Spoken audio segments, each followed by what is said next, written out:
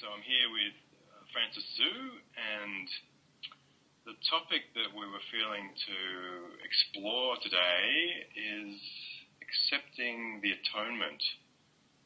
Frances, thank you so much for joining today. Thank you, Colin. Yeah, so atonement. Atonement, a term that's used in A Course in Miracles, and in fact in the glossary of terms at the end of the course, Jesus says about atonement, he says, the course is concerned only with atonement, nothing else. Every single thing is geared towards atonement, the whole aim of the course. And he says that is the correction of perception. And then the sentence after he says that the means for achieving atonement is forgiveness. Kind of feel like I just want to say one other thought around it, which before I head over, Frances, that I think it's David I heard talk about the idea. It always felt like it was such an idea that felt so dear to me, yet in truth still remains like a concept. David talked about it, or maybe he may have been referring to awakening, but let's just say atonement because I think they're probably synonymous. Like he said, it's like the end of any vacillating from, peace to pain. I'm happy one day and then I'm upset the next. It's like once the atonement has been accepted, it's like this constant state of peace, which, I'm sure to all of us is really attractive. But could you just share around any thoughts you have around, say, the idea of atonement and even this idea of correcting perception and, any thoughts, Frances?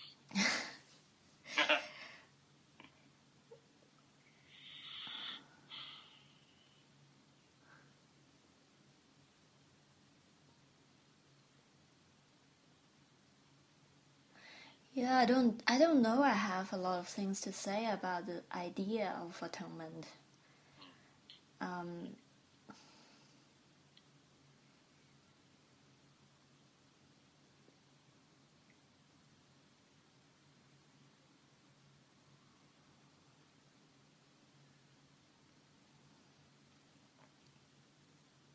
The Course is saying that it is a correction and it is healing as well. And what is really healing is this sick idea or this belief in the separate self, that this mistake is corrected. So the Course is a very practical tool to achieve that, and that is a state of mind. And really, when all these big ideas are laid there, like as a pointer towards this state of mind, it is tempting to talk about it and actually to analyze it. But there isn't actually much to say about this. It isn't much to say about this. It is as if the part try to talk about wholeness. There is nothing that the part can't understand even about wholeness. And everything the part can understand is still within the part. So it's like, atonement is this state of mind that you do not see errors anymore, or you do not even hold into this false identity anymore. And the thing is, with this separate self that is still believed in, here's this idea of atonement and knowing that it is almost like this big goal that that it is to achieve. That is the goal of the curriculum, and it wants to achieve it to attain some kind of imagined state, but it cannot achieve it. The individual cannot do anything to achieve atonement, and that's it's devastating to the egoic mind to think that I study the Course because I want to achieve a state of mind. But in truth, the reason, or the end, let's say the end, that anybody can imagine is not really the state of mind that the Course is pointing to. And that's why in the last characteristics of God's teachers in Teacher's Manual, open-mindedness. Yeah, Jesus mentioned that's open-mindedness. Open-mindedness, because anything you think you know, you think you can imagine, you think you're doing this for, it's not so. Wow. So in the end, everything is a surprise to the egoic self, including atonement, and the self that think that it can correct itself. It has nothing to do. It actually has no part to play in the whole plan towards atonement. The thing is, it is a shift of perception, shift of perspective, but it isn't something that you or I or any individual can do to achieve it. It is happening. It's happening right now, and everything is facilitating that. It's facilitating the mind to leap, to be able to see, the unmistaken state of mind or the vision. Everything is happening, but this mistake, this contraction to this individual self, to talk about the idea of atonement, unless it helps the mind to really relax and open and to do nothing, then it's not even helpful. Right. I like that. Kind of get the feeling, just a thought that occurred to me when you were speaking. It's like Jesus is playing a big trick on us, even with the Course, that, even talking about goals and, it's like almost enticing us into something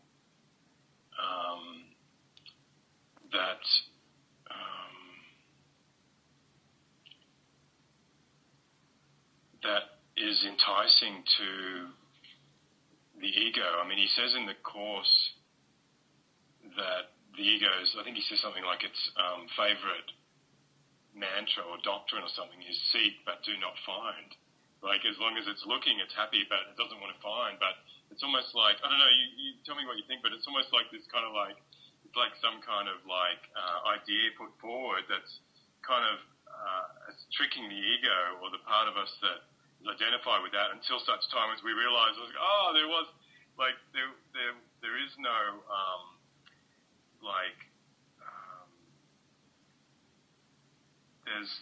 there's nothing to get to, we're already it, I don't know, does it? Yeah. It kind of, it sort of feels like what you're saying in a way that, which is kind of, do you have any? Yeah, I think the Course is really meeting the mind where it believes it is at. I hear sometimes other people talk about the Course being too intellectual and really get to stuck in this intellectual understanding. My experience is it looks intellectual. It looks that it kind of explains the unexplainable with many hundreds pages of words, but in truth, it just meets where the mind believes it's at, and then it's an unwinding process. What it did is just so genius. It actually makes the mind quiet down and reach this state of I do not know anything, and it seems like in the course it's very logical, and it leads you to almost like you have a goal ahead of you and there's something to achieve. But my experience is the more we get into it, yes, the ego is learning the course together at the beginning and always feel like there is a fantasy right in front, and if I learn this course, then I will have this bliss and this peace and whatever, and just keep moving forward. But there will be a phase that you just suddenly all of that energy collapse. Something you want to strive for anything in the future, and not satisfied with the present moment, and this self problem solving mentality, trying to find the problem and fix it, and storytelling to yourself or to others about this everything is going to collapse. So to say the course is intellectual, yes, but I also feel like whoever wrote the course, Jesus or the Spirit, knows exactly what he was doing, and the experience is the total opposite. The experience is unwinding of the intellectual, and it's reached this state of mind that is very, very accepting. So, in a way, it isn't about moving into a box of happiness versus sadness. Like, what I mean is that you never have sadness ever again. You only have happiness, or this one category that right now, and the mind it will move into that. It's not like that. It's actually the mind do not define anything anymore. It stops defining. It stops putting emotions or anything into boxes. The boundary are being removed. Then what is left is the sameness. And if there are tears coming up, if there's like sadness coming up, everything is seen as the same, and there is a peace that is beyond the dualistic and changeable state. There is a peace that is bigger than any of the parts. The peace is accepting everything and is not judging or resisting or avoiding anything that's coming up, and it sees everything as the same.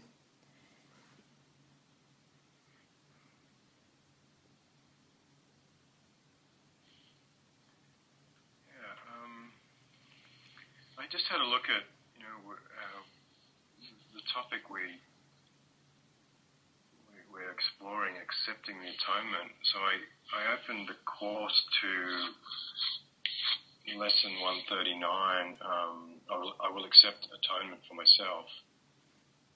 And the first couple of sentences, just going to read them and see if you have any thoughts. Here is the end of choice. For here we come to a decision to accept ourselves as God created us. And what is choice except uncertainty of what we are? And that feels like something that you've been talking about. It's been a theme coming through in many of our talks, that I heard you say things like, underlying so much of what we, say as, when identified as a human being, like so many of our upsets, our distresses, like the talk we did the other day about, the body and shame and that around it, that you were saying underlying so much of what we do is like this statement, this calling out, this screaming of like, who am I? Tell me who I am. And that's kind of what that last sentence, he says, what is choice except uncertainty of what we are? There is no doubt that is not rooted here.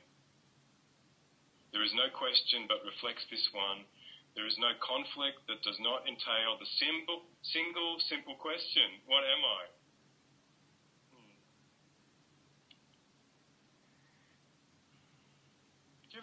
thoughts? Can you share anything around? Because an idea we haven't really gone into, I can't recall going into in any of the earlier talks, is the idea around choice. Could you share any thoughts that are coming to you around that, Frances?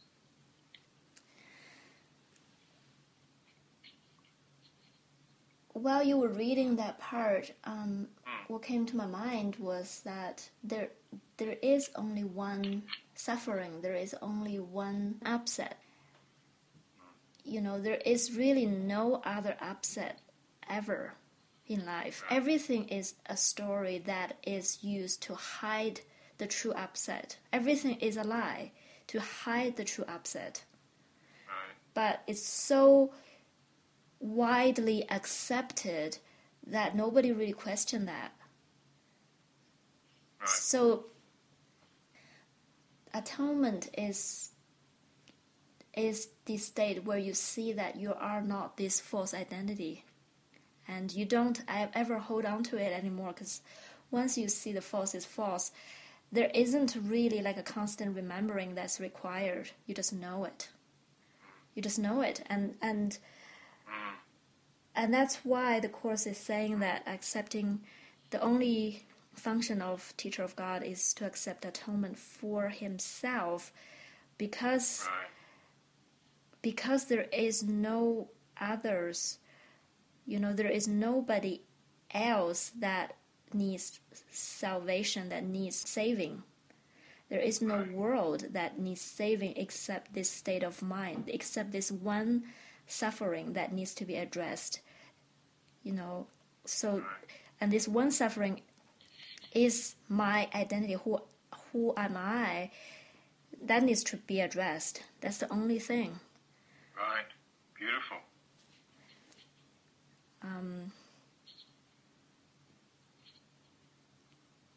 Yeah, I don't have anything around choice at this moment. It may come later, so we can just come back to it later. Yeah, no, it's look, you just said something there which sparked something in me. You said what was it? Something about, you said once this has been accepted, once the atonement's been accepted, I think you may have said something like there's no further need for this vigilance, or that you kind of basically said that, which does remind me of the section. I think it's the part where he talks about the Holy Spirit's lessons, and he starts with you might be able to help me out with this, because I think the first one is something like to give all to all. Yeah. The second one, to have peace, teach peace, to learn it, I think. And the third one is the idea of be vigilant only for the kingdom. And the interesting thing with that is that that's seemingly the final lesson, but he even says in that's still not the final step in a way, because he said to be vigilant only for the kingdom is implying there's an idea in the mind that there's something other than that. So, and what you're saying is that, like, once the atonement's been accepted, it's beyond vigilance. It's like, it's just a state where there isn't a need to be vigilant against anything, because there's a knowing that there's only the one. Is that kind of where you're heading? It's totally beyond vigilance, totally. Yeah. Because it's, you know who you are, and you can't forget it. There's no need to be vigilant about anything. And the thing is, once you know who you are, you are free. What do you need vigilance for? For what? You're healed. You know who you are. There's 3 lessons of the Holy Spirit. The first one, to have give all to all, and that's what the Spirit said. That is the one that you need to do, because it almost implies a shift of the way that you think, from a self-centered way of thinking about everything and every problem, and shift that to, how can I give? The second and the third lesson, to have what is the second? To have peace, teach peace, to learn it? Yes, to have peace, teach, peace to learn it. Right, and then be vigilant only for God and His kingdom. Both these two lessons are followed automatically after the first one was done, and they're done by the Spirit. Right. So even in this vigilance, it is a very tricky word to be vigilant.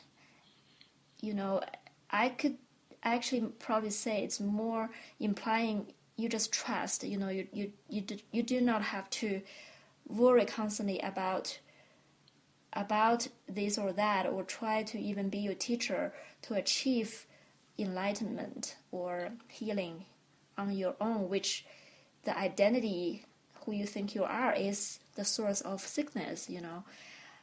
So be vigilant is almost like rely on God and rely on the Spirit and know that everything is already happening for that, and you relax and accept and trust.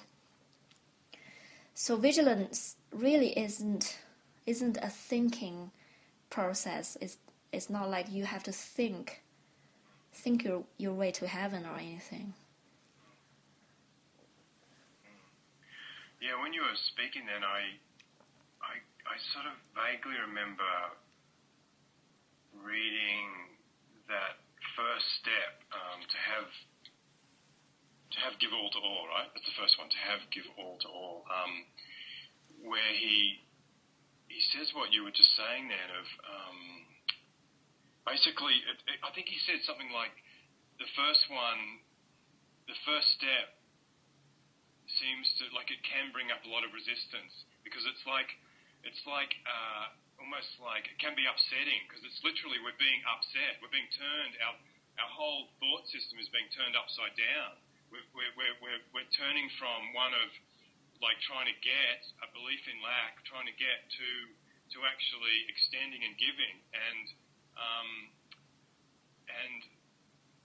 where was I going with that? I just kind of think sort of for the first time I was like just feeling what you were just saying then around once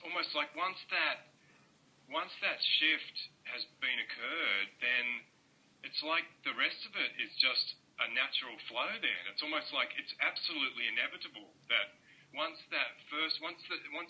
we've turned in the direction and we start to give and we start to just experience like the giving is what really is what we really want, what's bringing us joy, then it's like everything else, the Spirit is just going to take us. It's like we're in the river and there's no getting out. And it's like the Matrix almost, of like, you know, once you've taken whichever pill it was, the blue, or, you know, you might have a moment, but you can't go back because there's nothing there to go back to. Like, I don't know, I was getting that sense when you were talking. Yeah, you can't go back. It's all set in motion, and the destiny is inevitable. It's guaranteed.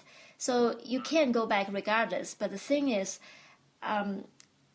you can see it, or you can not see it. You know, that's what all this is about. It's not really that there is a big difference in anything. It's just in the perception and in the vision, in the seeing. The first lesson, to have give all to all. Yeah. The difference that makes when you apply this lesson is the vision will change. Before doing that, you always feel you are the caretaker of yourself and you have to be in control. Otherwise, nobody is looking after you. And what that lesson really does is that it will help you to really see that you have always been taken care of. You have always, and you will always be taken care of. And you will be able to see that. You know, the more you give, the more comes back. The more you give, the more you have. And something that has been fixed in our mind about who we are and what the world is will be shaken, you know, will be shifted after you really apply this lesson. So it's not like anything really changes. It has always been that way, but we're blinded.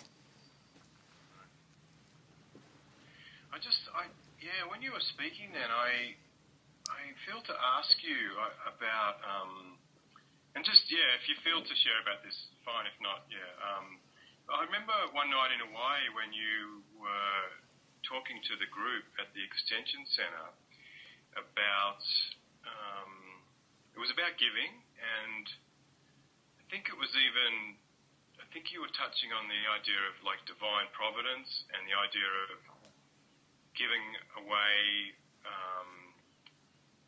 what seemingly were your possessions at the time, maybe home, money, whatever. And I could just feel the absolute joy. I think someone might have asked you something like, how does it feel to have given all that away? And I think you said something like, well, it feels like I've given nothing away and received everything like that. Could you just share anything around that kind of experience? Because I was so felt when you were talking about it that night. Yeah, I think what people don't realize is when people don't have money, they think that those people who have money feels abundant and have more options and choices and live in a different state of mind. Maybe it's a happier kind of life, but I can tell you it is not true. And in my own experience, it didn't really give me more choice or more of anything. It actually gives me more fear and more worry to lose what I have. I mean, the thing is the fear is the same fear, but it just projected onto different things. It never really changed anything. If I didn't have money, I would fear that, I never have enough, or I don't have the means to do what I wanted. But if I had money, the fear would be projected onto losing it, or still not enough, and I cannot do what I wanted because I need to save. It's just the same, and it is very overwhelming, the fear. I never lived my life while I had money and savings in the bank account and houses. I never felt like I was not live in fear of lack. Right. And I can say now that there is a contrast, because now I don't have fear of lack. I don't have this lacking feeling. And I actually stopped having that after I gave everything away. I don't really recommend anything in form. Like, that's not what this talk is about. But I do want to just say in my own experience how much difference that made in my mind, how much release it gave me in my mind. The thing is, I would say that is the biggest gift, if anything, that the peace of mind that I had around money from that point on. And of course, to my surprise, the body was taken care of in even a better way.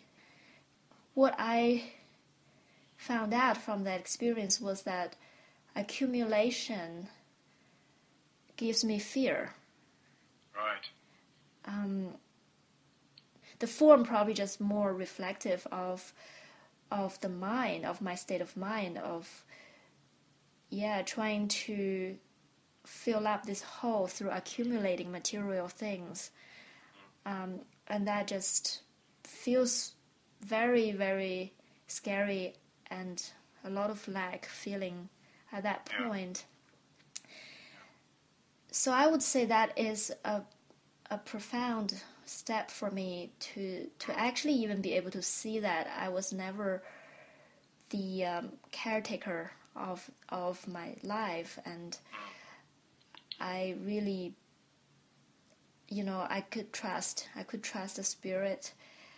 It's always going to be met. Whatever I need is always going to be met, because in a way I am only doing what I feel guided to do, and that guidance comes from the will of God, comes from the Spirit. So every means that it takes to do that will be given me, and if it is not given me, then it's not guided, so I won't do it. So it's very simple.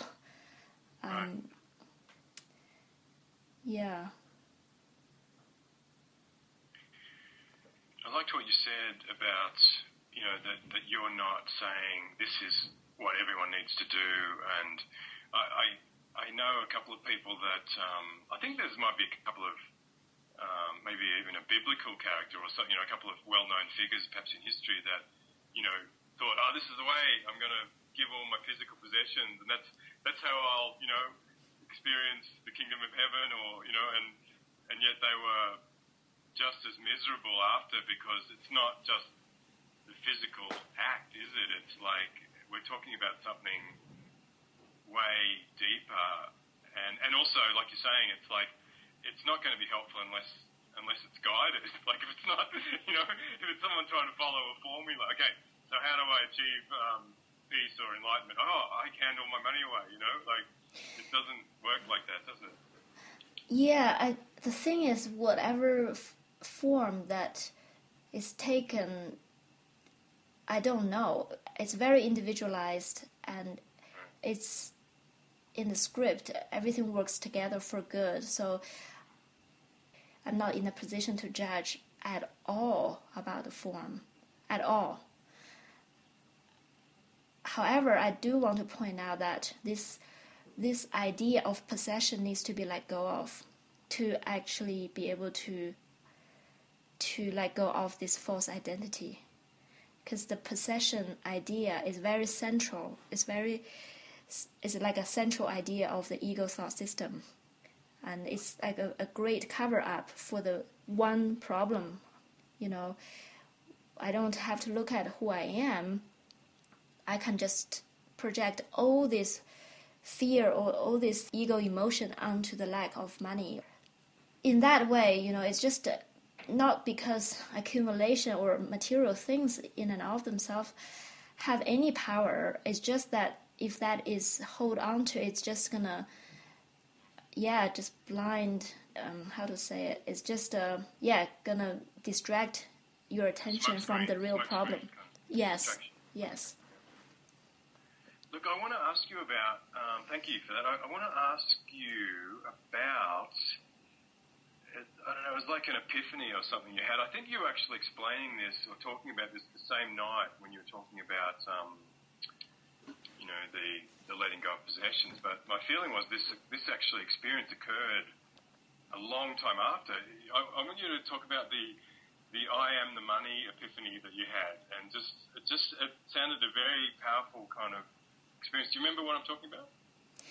I do, but I don't. I think maybe can I say a little bit more, and it might bring something out of you. Shall I just keep going a little? Mm-hmm. Yeah.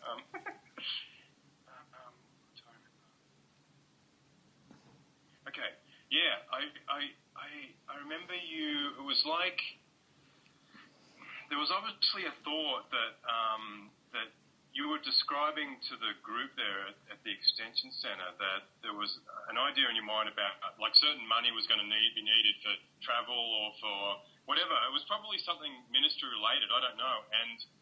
And then all of a sudden, like it was like this thing dropped into your mind, this awareness that, okay, if I'm going to really take Jesus on his word, and he's telling me that there's nothing outside of my mind, then it was beyond a concept. You literally had this awareness drop in that, hang on, I am that already. I am the money. I'm all of it. And suddenly there was like any thought that there could be a shortage of, money, funds for things that were needed and I don't know if all the details I'm sharing are exactly accurate, but that was the feeling quality that you kind of conveyed that night. Does that kind of help in terms of, do any other thoughts come in around that, Frances, now? Or? Well, I can just say my experience now is that I am everything. So money is a very funny concept, because it doesn't really have value in and of itself. It's like exchange for something else. So in that way, it's not even like I am the money. It's like I am everything and everything there is. Or even more, I can say that I am even beyond everything. There is no thing. When there is no self as the center, it doesn't even make sense, like these separate things. So who you are is even beyond that. And yeah, I kind of... I'm everything. That's pretty much, yeah. That's what you just said then, yeah? I'm everything. Yeah. I'm everywhere. I'm everyone. I'm everything. Yeah. I can, language is kind of tricky. I can say I am everyone. I can say there is no one. Right. That's probably even feeling-wise more correct, is there is actually no one. Any kind of concept of individuals is a mistake. Right. So to say I'm everyone is still implying there are someone, I'm the subtotal of all these separate ones, but that's not even, like when you dissolve, everybody dissolves with you, actually. Right.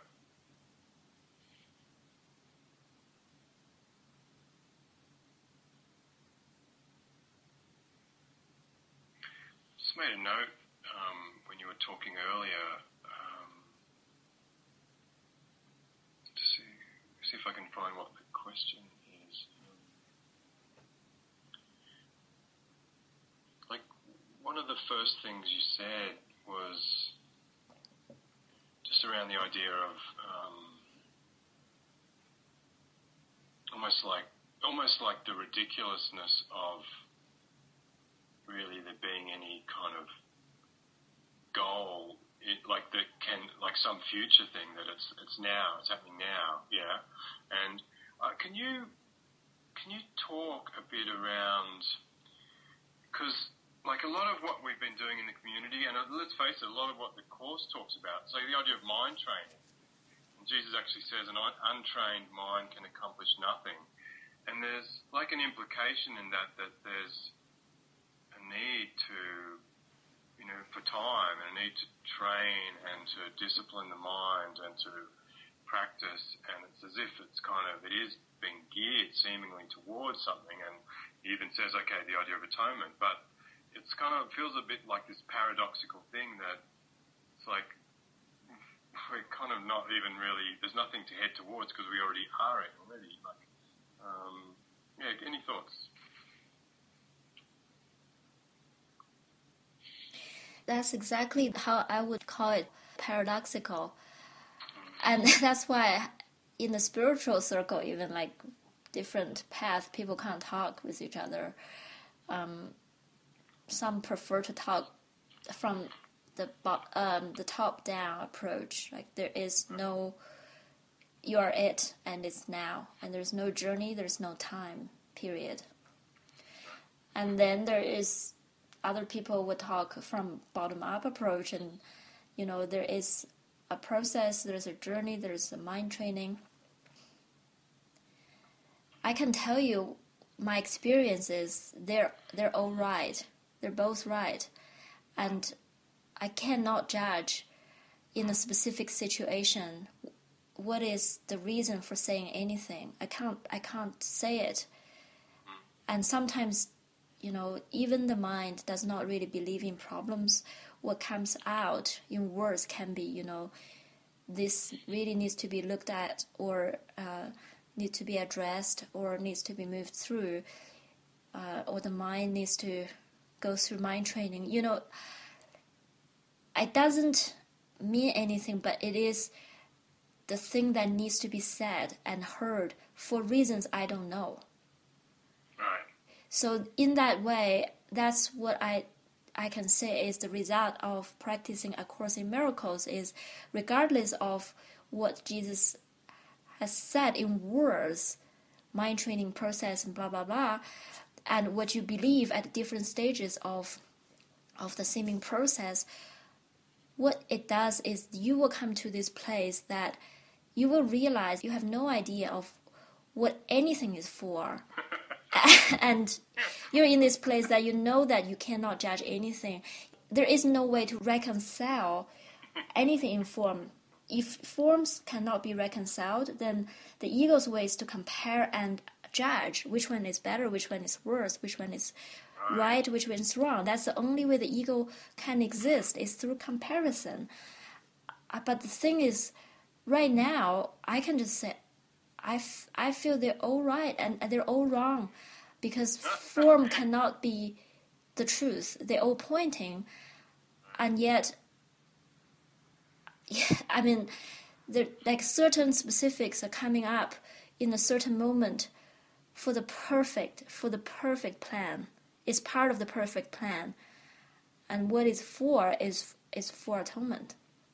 So who am I to judge, And I would say, do not get hung up in words and trying to find the right words. Just go with what resonates in that moment. And if you feel the urge and if you feel the feeling to move you through that, do that until it is not there anymore. It's just for that moment, and it doesn't mean anything. It just, even to imply that there is time. The fact is, if the mind believes that it is an individual, it has a body, it identifies with the body, it believes in time. And all these talks about journey and time is to undo it. It's really to unwind the mind from it. So do not judge the words and try to be correct in words. You need to be willing to be wrong in anything. Right. And just go with what is in this moment that arises. It's beautiful. One of the things I was hearing when you were talking, it was something you said some months ago. I think you were in Mexico, and it doesn't even matter where you were. You said something like,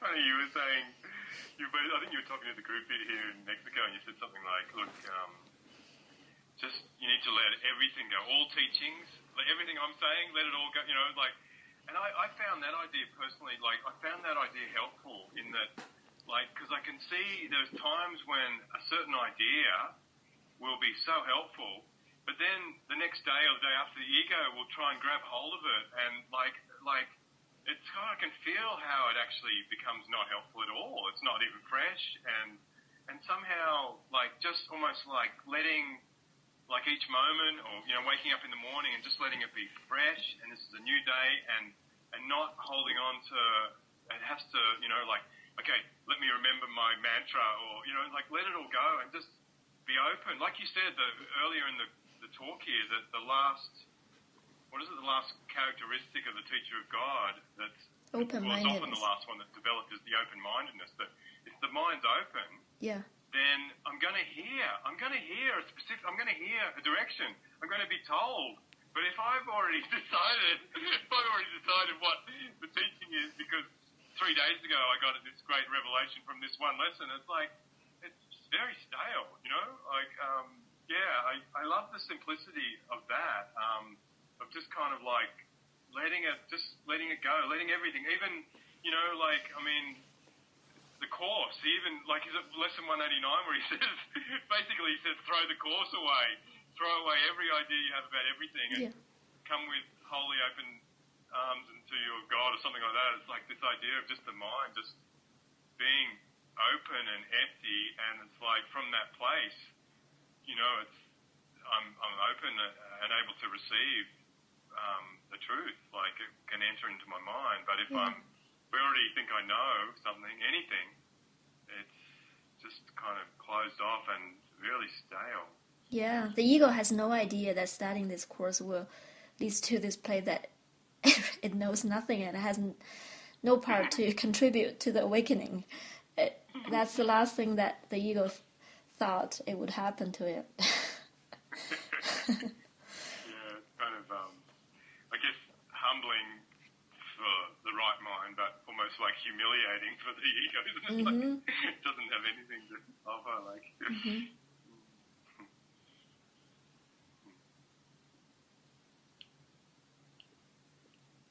Just a thought coming to me is around the idea of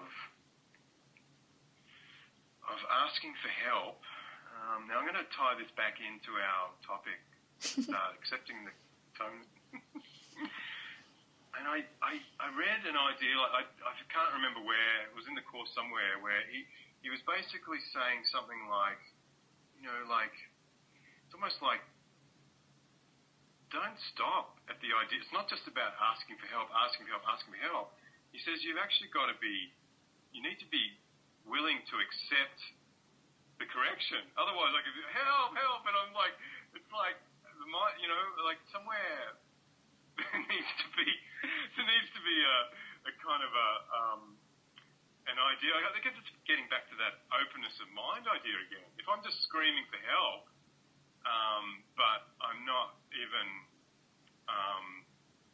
my mind's not even open to accept a correcting, a correction, then what am I even doing? I'm just like, it's almost like, get myself in a jam, ask for help, but it's like somewhere, I feel like, I'm not sure I've explained that well, but does that make sense? Not really. Oh. We might need to edit this bit. Please. You can edit that, please. There was a question there. Maybe I don't know how to ask it.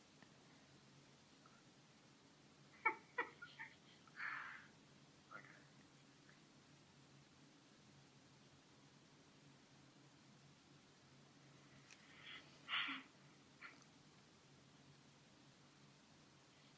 I want to scrap that. I want to see if there's something else. Okay. Okay. Yeah.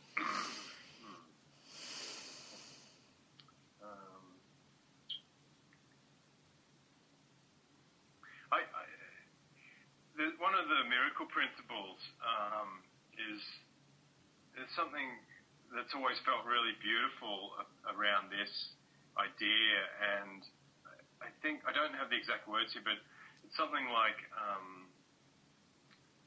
miracles are like an interlocking chain of forgiveness that, when complete, is the atonement. Something like that, which kind of ties in with our original idea of atonement, and it also ties in the the idea of forgiveness, which Jesus was saying there is like the means for the atonement. Do you have any thoughts around that? I mean, we're sort of bringing in ideas of miracles and forgiveness. Like, it kind of feels like we've talked about this being a paradox, and it, like, that's, but somewhere for the mind, like you're saying, the mind that really believes it's a body, believes it's in the world, like, being open to perform miracles, being open to practice forgiveness, I mean, they're really key tools as well. Do you have some thoughts around that, Frances? Yeah, I mean, on one hand, miracles is involuntary, so it's under the control of the spirit, or it's not under anybody's control. It's not like to say that I will perform a miracle and I want this to happen. That's not it. So in a way that, miracle is involuntary. It's not really something we need to constantly thinking about or set as a goal. And forgiveness is, if anything, I would say forgiveness is the only thing that we can do in this world, in this lifetime. If there is anything that, when we still believe this body identity and believe that somehow there is a doer here, which is the center of the life and is doing anything, then from this perspective, when the question is asked, what can I do to not suffer? What can I do to find peace? Then the answer is forgiveness. And forgiveness starts with all the layers that's on top of this one question, or on top of this one suffering, because all of that are just layers and distractions, but that's what is conscious. That's at the conscious level that we can approach, and that's where the forgiveness starts. We seem to forgive specifics or specific conclusions, specific interpretations, and gradually then the mind will start to open up, and what is unconscious will be allowed to come up to the surface. And then that is the last question: who am I?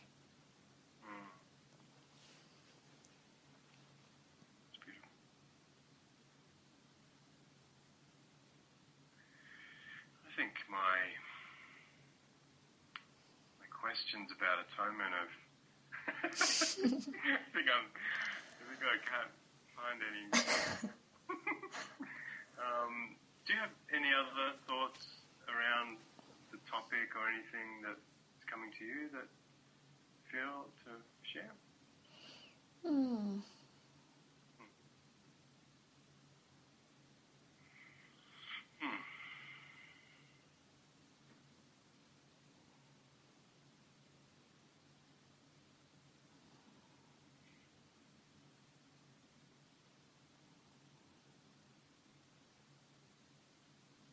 Not really. Be a good place to stop. I get that same feeling again after joining. It's like my mind just starts to kind of, I don't know, empty out or something, or resonate, and it just feels, I don't even know how to describe it, but I feel like it's just been a joy once again to join with you, Frances, and thank you for your time. Thank you, Colin. Thank you.